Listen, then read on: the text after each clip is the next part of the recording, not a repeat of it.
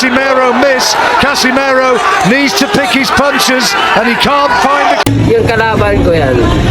Pag matamaan ko yan, putol ulo yan. John Riel Casimero, Luis Pantera Neri.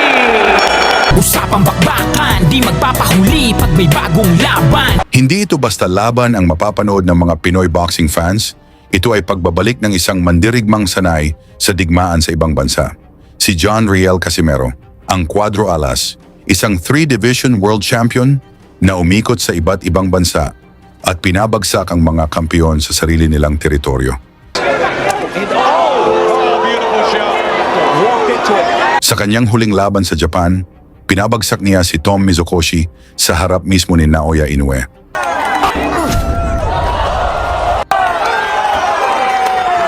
At ngayon, May 7, 2026, babalik siya sa Japan. Isang mas malaking laban, isang mas mapanganib na kalaban, si Luis Neri. Pues nada, Gabriel. Neri, Nada. grita la Y ahí gente. lo vuelve a encontrar.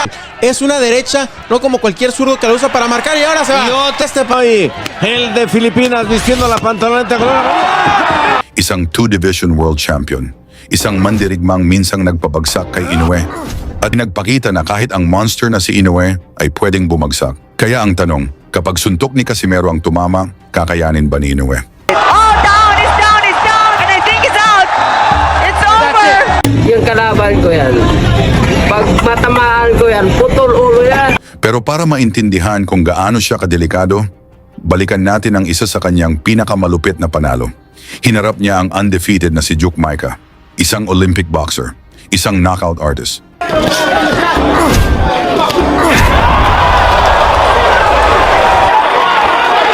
Walang talo. Sa papel, delikado.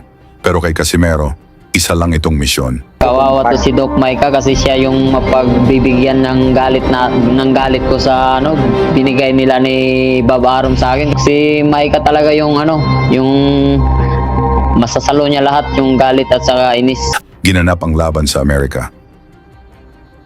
Unang round, agresibo si Maika. May kumpiyansa, pero kalmado si Casimero.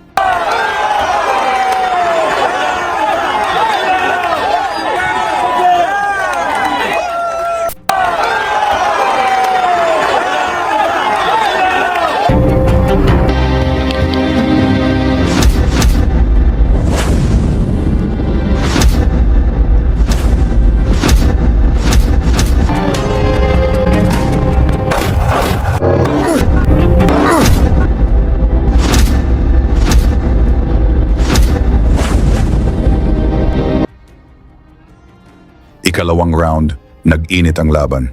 Palitan ng suntok.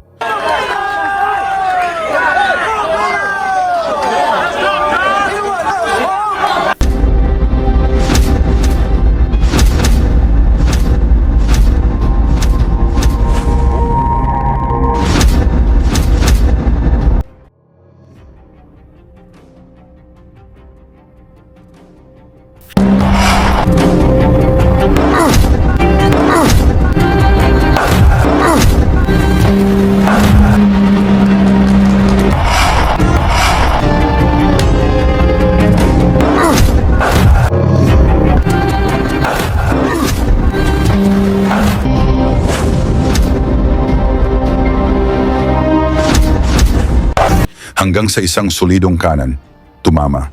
Bumagsak si Maika. Tumayo, pero ramdam na ang epekto. Niyang ipinakita ang tibay niya.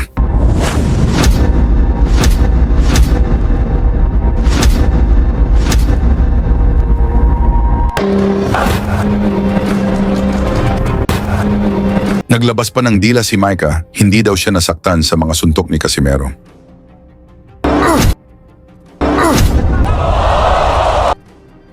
Ikatlong round, wala nang sayang oras.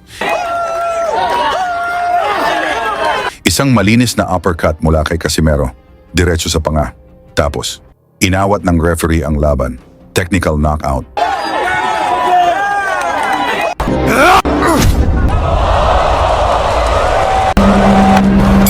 At sa gabing iyon, isang mensahe ang malinaw. Hindi lang siya lumalaban. Nagtatapos siya ng laban. Ngayon, isa na namang digmaan ang paparating. Casimero laban kay Nery. At sa dulo, isa lang ang matitira. Kaya ang tanong, may sapat bang lakas si Casimero para muling maging world champion? I-comment ang inyong sagot. At sabihin kung saan kayo nanonood para malaman natin saan umabot ang suporta ng mga Pilipino sa laban ni Casimero kontra Nery sa Japan.